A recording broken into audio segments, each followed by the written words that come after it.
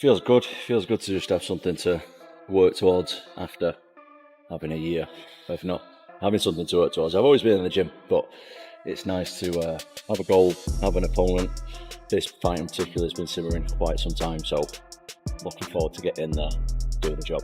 I just want to be a champion who fights often, regular, and fights the best guys. I don't want to be these guys who fight, with big breaks in between, because that's what's happened. Nothing to do with me. I'm ready to put a stop to that. Be active, be an active champion, be a defending champion, and fight the best guys. He's the number one contender, so I think that's what champions should do. Is they should fight the number one contenders. I'm the champion. He's the next best guy. Let's fight and find out who the best guy is. That's the way it's supposed to go. Cyril's a really good opponent. He's really unique with his style. I've never fought anyone like him before.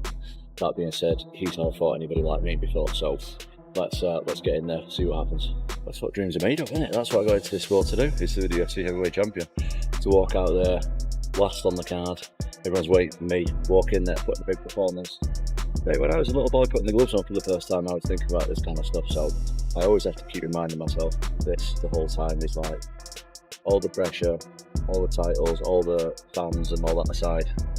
I'm here doing what I love. I'm here doing what I dreamed of. And look forward to doing it.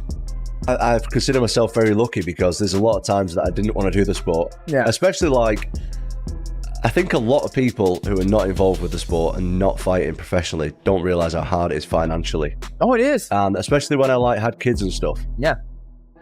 I wanted to quit so many times because I'm I just need to get some money. Yeah. Pretty much. And then a lot of the times my dad reminded me, look, we've done this for a long time. You can't stop now. You're right there. Just keep going at it. Yeah. And I'm very, very lucky that I've got my dad. Not just for that, for plenty reasons. Of course. But Tom Aspinall has finally snapped. After months of silence and bottled up frustration, the heavyweight champion has had enough of being sidelined while the UFC continues to protect Jon Jones. Following reports that Alex Pereira and Jon Jones might headline the historic UFC White House event, the MMA community, and Tom Aspinall himself, are furious. Aspinall, who's always been loyal to the UFC, has carried the sport with respect, professionalism, and undeniable dominance. What do you make of Tom Aspinall? I think he's awesome. I think he should go on and have a wonderful career. Do you think that he needs you? No, I think he needs me. I think he's not in a position. It's just the truth. Because if I whoop his, it's going to be the next guy. There's going to be a whole new fan base of somebody who everybody believes in. I've done this my whole adult life. When you want something bad enough, and if you get it, it could be the worst thing that could ever happen to you. What would it take to fight Tom Aspinall? I'll see you guys later. I guess the clarifying question then is, if Dana and Hunter do come to you after this fight, the figures make sense to you, would you then be open to fighting Tom Aspinall, or are you categorically thinking, he does nothing for me, I will not fight that guy? He does nothing for me. He does nothing for me. If you're a person that wants to see me really challenged, then I get it. 7 years younger, 35 pounds bigger than me, right? I get it. It's wow, this Jon's so good. We finally found someone way younger and way bigger than him. Let's see how he does against that. I get that narrative.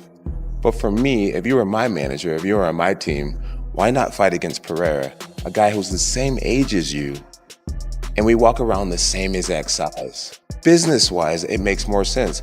Fight I'm gonna call him this, fight the nobody that may be more dangerous, or fight the guy with all the accolades who's incredibly dangerous, but it actually will affect your legacy. That's what you just did to that guy. Right here. Throws that body shot, lands the body shot. Now, is he open? Yes, you can't protect yourself at all times when you're trying to fight. If you're going to try to hit somebody, you have to open up something in order to generate the right power. I go like this and knee him, but I'm not going to generate enough power to have him, respect that.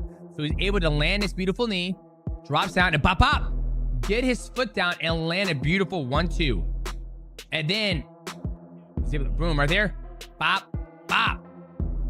If Tom Aspinall loses to Cyril Gane, the heavyweight division is absolutely cooked. The heavyweight division in the UFC is already hanging on by thin ice at the moment. Legitimately, the only good fight that's interesting that I'm actually excited for in this division is Tom Aspinall versus Ciryl Gane. Everyone is already expecting Tom Aspinall to beat Ciryl Gane, but what if he doesn't? We all built up this image of Tom Aspinall as the only person that could defeat Jon Jones. Gun to your head right now, name 10 heavyweight UFC fighters. If you're like me, you probably only got to 5. It's just not a marketable division right now, and the stakes for Tom Aspinall in this fight are just so extremely high because he has so much hype going for him right now. And if Ciryl Gane beats Tom Aspinall, I am not ready for the absolute Twitter rant that Jon Jones is going to have. I do not want Jon Jones to be validated like this. None of us do. You just know he's going to have the biggest I told you so moment if Tom does lose. Yet once again, he's being left out as the spotlight shifts toward the so-called bigger names. Dana White and the UFC seem obsessed with creating blockbuster matchups, even if it means ignoring the man who's actually earned his place. Fans are calling it a disgrace, and Tom Aspinall agrees with them. He's made it crystal clear that Jon Jones is the fight that needs to happen. But instead, the UFC appears to be bending over backward to set up a Jon Jones vs Alex Pereira super fight at light heavyweight, completely overlooking the fact that Tom Aspinall is the active interim heavyweight champion waiting to unify the belts. For Tom Aspinall, you said you don't really care about the belts, you really want to prove you're the best. Is there any other fighter in the heavyweight division that you feel you need to beat to prove that you are the best, other than Ciryl Gane? Yeah, there's lots of guys, man, but I'm the kind of guy who doesn't look past my opponent. I'm very, very serious about this fight. I've been training for the last year without a break. I've had absolutely no breaks. I'm much better now than I was in my last fight, and I want to show that. But as far as other heavyweights and stuff, right now that doesn't really interest me.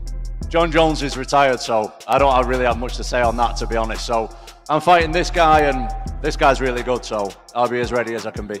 Tom Aspinall is the undisputed heavyweight champion of the world. What's the first step for him? You give him the one contender, Ciryl Gane. Ciryl Gane is somebody that's a big heavyweight, that's very agile. I don't think Tom Aspinall gets rid of him right away like he has with other people. And I think that'll be a big indication if Jon Jones wants to come back and reclaim that bout once again. I think you're absolutely right. Fight that makes sense. Tom Aspinall, Ciryl Gane. Let's make that happen. Ciryl Gane is, people forget how fantastic he is. A guy that can kind of float around the octagon, touch you, kick you, hit you with elbow. He's just a complete game. But man, Tom's movement, his boxing, speed, and his power, it's very, very difficult to doubt this man anymore. Tom Aspinall versus Ciryl Gane is official, and I cannot wait to see some of your reactions when Ciryl Gane gets a unanimous decision over Tom Aspinall. Now, that's not an official prediction from me, at least not yet, but I think some of you guys need to realize how close this fight really could be. I know the common expectation here is that Tom Aspinall is just going to walk through Ciryl Gane in the first round, whether by knockout or whether by grappling. Everybody thinks Tom Aspinall is going to make it look easy.